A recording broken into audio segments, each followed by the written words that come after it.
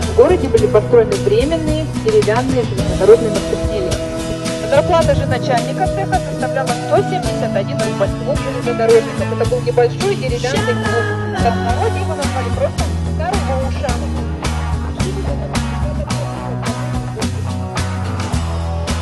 Город был спасен.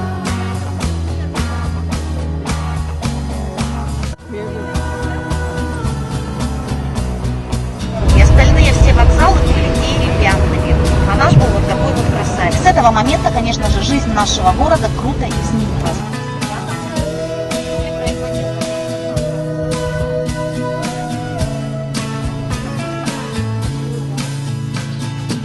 Но так как самого здания для училища не было, мальчик клянчил у него лекарства, складывал в тумбочку.